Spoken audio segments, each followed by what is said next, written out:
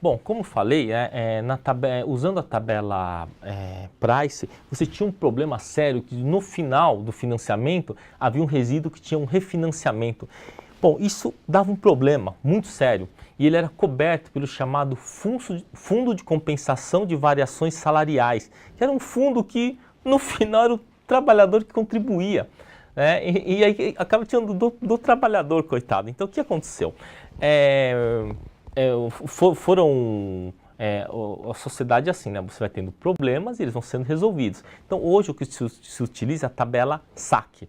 Eu posso até fazer mentalmente como é que se calcula a prestação. Suponha que você vai lá, vai financiar um imóvel de 200 mil e a taxa de juros é de 1%. Você vai financiar por 200 prestações. Bom, 200 mil, 200 prestações dá 1.000 de... Você quer uma amortização de 1.000 por mês. Então vamos lá, é 1% sobre os 200 mil, certo? Então vai lá, então você vai ganhar, você vai pagar 2.000 de juros, né? Mais 1.000 de amortização. Então a primeira prestação vai custar 3.000. E a segunda? Bom, na segunda você já não está mais devendo, você não está mais devendo 200 mil, é 199 mil. Então 1% sobre 199 mil vai dar 1.990, mais os 1.000 de amortização. Então vai dar 2.990. Aí no terceiro mês você vai pagar 2.980. Vai diminuindo a prestação. Tá? E isso é bom, porque aí no longo prazo, né, você vai ter uma prestação cada vez menor. Então esse é o chamado sistema SAC, S-A-C, Sistema de Amortização Constante. Então no braço dá para você fazer. O SAC é bem fácil de se fazer. Você vai chegar lá, vamos supor, no Minha Casa Minha Vida, no interior. A quanto que é? 100 mil. Eu quero financiar em 200 vezes. Então, 200 prestações. Então vai dar 500 de amortização. Qual que é a taxa de juros? É 0,5%. Então vamos lá. 200 mil, 0,5%. Isso aí você pode fazer na calculadora, né? 0,5% de juros. E a amortização, como são em 200 parcelas, desculpa, 100 mil, né? 200 parcelas e 0,5%. Então vamos lá. 200 parcelas, só você pegar 100 mil dividido por 200 parcelas, vai dar 500. 500 é a nossa amortização. Tá? 0,5% sobre os 100 mil vai dar 500 reais. Então a primeira parcela você já sabe que é 1.000. E a segunda parcela vai diminuindo à medida que você vai amortizando. Então esse sistema ele é muito melhor assim do ponto de vista para o banco também. Né? Porque o banco aí no caso, ele não vai ter um risco de você ter resíduo de financiamento no final.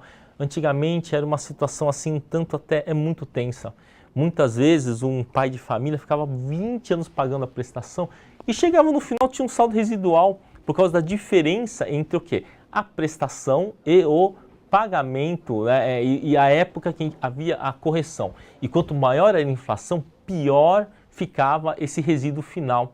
E aí esse resíduo final, olha, aquilo destruía famílias, viu? Porque o 20 anos ia pagar mais 10. Então aí adotar uma tabela SAC hoje a tabela, né, que se utiliza nos financiamentos. Bom, acho que não precisa nem do Excel para fazer isso, mas vamos fazer lá no Excel. Vamos lá para a nossa telinha de Excel. Então, na tabela SAC, né, eu acredito que tem a função aqui, mas como dá para você fazer no braço, é até bom fazer no braço. Então vamos por aqui um valor aqui, né, a ser financiado de 200 mil. Então 200 mil. Então vamos calcular, vamos calcular, né, e vamos pensar aqui, ó, vamos calcular o seguinte, aqui vamos pegar aqui valor 200 mil, né, prestação 240 prestações, né, prestação 240, né? 240 prestações, 20 anos, certo? Né? É a taxa de juros, né? Taxa. Então vamos pegar aqui 1%. 1%, né? Taxa. E vamos preparar aqui vamos calcular aqui a prestação, aqui no caso tem período. É o número de períodos, tá? E a gente tem que calcular a prestação. Calcular aqui o que aconteceu com essa célula? Prestação. O valor da prestação. Então vamos fazer o seguinte, então como é que nós vamos fazer? Vamos pegar isso daqui, dividir por isso daqui, que seria a amortização. Então vamos pegar aqui a amortização. A amortização, então, seria amortização. Amortização, né? O que seria a amortização? Seria isso dividido por isso daqui. Então, a amortização, quanto mais você puder amortizar, melhor, porque a prestação vai cair cada vez mais rápido, tá? Tem gente que pensa assim, eu vou fazer um financiamento, qual é o máximo que você pode fazer de prazo? Não façam isso, na verdade você tem que fazer o mínimo de prazo possível, né? Tá? Mas vamos voltar lá na nossa telinha aqui, tá? Lá no Excel, e aí você vai ver o seguinte, que a gente calculou aqui, eu escrevi aqui amortização, juros, prestação. Então vamos lá, você tem um saldo de 200 mil lá, a amortização é 833,33, tá? Só que essa amortização aqui, ela vai ser igual em todos os períodos. Ela vai ser igual em todos os períodos. Então a gente pode pegar isso daqui, né, e puxar ele para todos os períodos. Vamos pegar aqui para todos os períodos, né? Tá. Então vamos lá. E o que seria o novo saldo? O novo saldo seria o saldo anterior menos quem? A amortização. Tá, menos a amortização. Então esse vai ser o nosso novo saldo, tá? Então se a gente fizer a projeção dele aqui para baixo, você vai ver que o novo saldo ele vai diminuindo o saldo. Olha só, se você amortizasse mais aqui, você ia diminuir mais rápido. Bom, agora vamos pegar os juros. Quem que seria os juros? Os juros seria igual a 1%, 0,01 vezes, né, esse carinha aqui, né? E quem que seria a prestação? Seria seria a amortização, a prestação seria a amortização, os juros, mais a amortização. Então aqui nós teríamos a primeira prestação em R$ 2.833. Bom, os juros ele é fixo, é sempre 1% em relação a esse valor. Então você vai ver que os juros aqui ele vai caindo. E vamos ver como é que fica a nossa prestaçãozinha? A nossa prestação ela vai caindo também. Deixa eu fazer o prolongamento aqui até aqui, né? Fazer o prolongamento para ter uma noção, né, do que acontece. Então, olha só, vamos contar quantos meses que foram aqui. Olha só, então aqui seria o mês 0, certo? E aqui seria o mês quem? O anterior mais 1. Então seria o mês 1.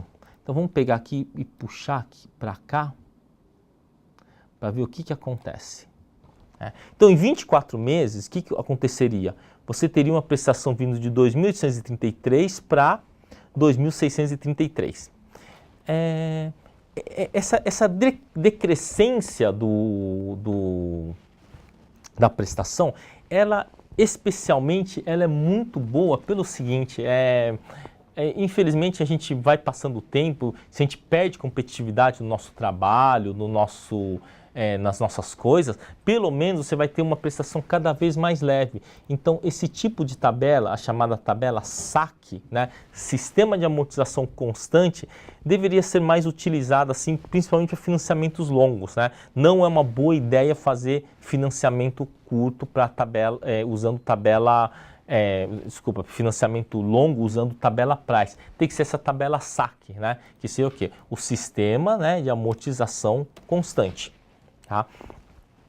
No Excel é só recordando aqui, né? Coloca o saldo, fixa aqui a amortização, é só fazer a divisão, né, do valor dividido pelo período, fixa a amortização, aí é fácil. Os juros é 1% ou 2% disso daqui, a porcentagem que for, e a prestação é a amortização mais os juros.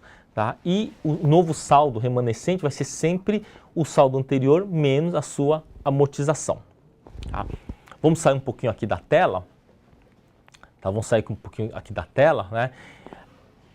Agora, o desafio aqui, vamos tentar dar uma solução numérica para uma discussão muito longa. Você chega para um cara lá e fala assim, eu vou comprar uma casa. Bom, se for um cara camarada, um cara que gosta de você, fala, olha, compra uma casa, vale a pena porque você para de pagar aluguel. Aí tem aqueles que falam assim, Ah, eu prefiro pagar aluguel. Por quê? Ah, porque uma casa é muito caro e é melhor você pagar aluguel porque o aluguel sai mais barato.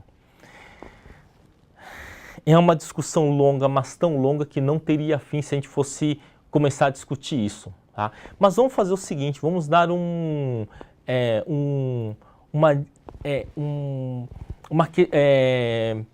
parâmetro numérico para discutir isso daí. Tá? O que vocês imaginam que seria interessante? Bom, interessante seria o seguinte, você poder pagar a prestação e ter sobra. Ou você pagar aluguel e ter sobra. Mas vamos vir aqui para a nossa telinha, né, aqui para o Excel, e vamos fazer o seguinte. Suponha que você tenha a sua tabela lá, né, de prestações. Tá? De sua tabela de prestações. Então vamos pegar aqui, vamos supor que você tem aqui 200 mil, né, 200 mil reais, né, de capital, né, de valor, né, de imóvel, né, e você quer... e você tem um prazo de 200 meses. Vamos fazer um cálculo assim que fica mais fácil. Quanto que seria a sua prestação? Suponha que você consiga uma taxa de 0,8%. Tá? De 8%. Uma taxa de 0,8%. 0,8%. Né? Olha, a taxa de 0,8% é uma taxa razoável para financiamento. Em alguns financiamentos bancários você consegue até 0,5%. Tá? Dependendo da sua renda. Tá? Como que seria a nossa prestação aqui no caso? Então eu tenho 200 mil de valor inicial, né? A amortização vai ser de 1.000, a amortização, né? Então aqui a MT, né? Amortização de R$1.000, né? Aqui vamos colocar valor, né? Juros, né? E aqui a prestação. Tá. Então, os juros, né, seria quem os juros? Seria isso daqui vezes isso daqui. Né? E a prestação seria isso mais isso daqui. Tá certo? Bom, quanto que seria o nosso... eu vou fazer aqui anual. Tá? Fazer uma mudança anual para poder ter uma comparação mais significativa. Tá? Então o valor aqui, o novo valor vai ser igual a esse menos 12 vezes esse daqui. Tá? Amortização. Né? Então vamos lá, aqui a amortização continua de 1.000. É 1.000 por mês, mas o nosso... porque aqui a prestação é mensal, né? Só que o nosso cálculo ele é anual, tá? 1, 2, né? É anual. Porque para a gente poder ter uma noção do que acontece. Do que acontece, né? Ao longo do tempo. Porque para você poder fazer essa comparação, você teria que ver mais a longo prazo. Porque num prazo muito curto, você não consegue perceber o que está acontecendo. Né? Então aqui os juros, né? Como é que ficaria os juros? Opa, aqui tem alguma coisa errada com os juros.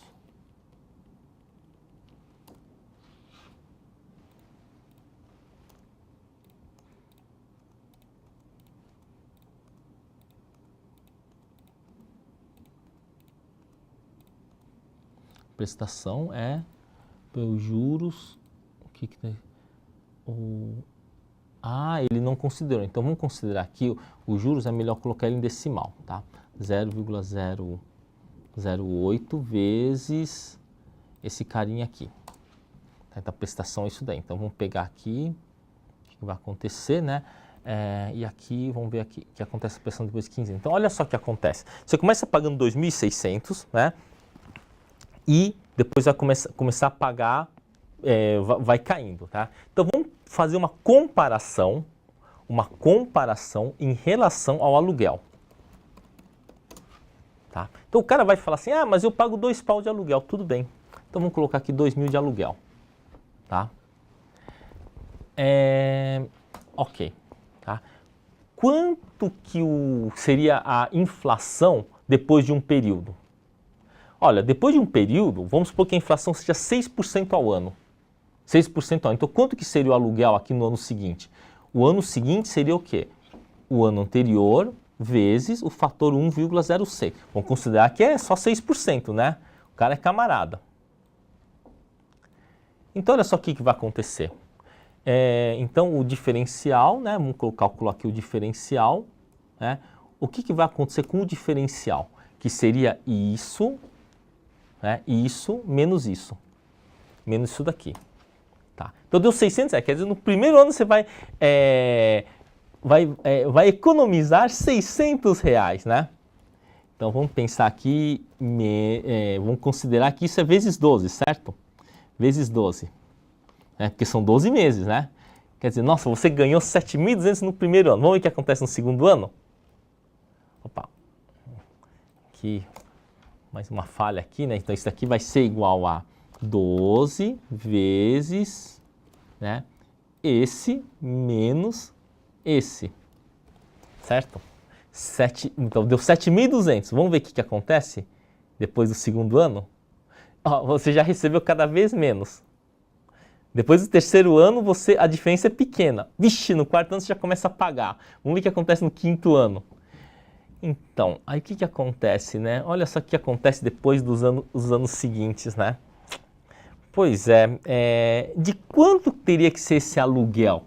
Mas se esse aluguel for muito barato,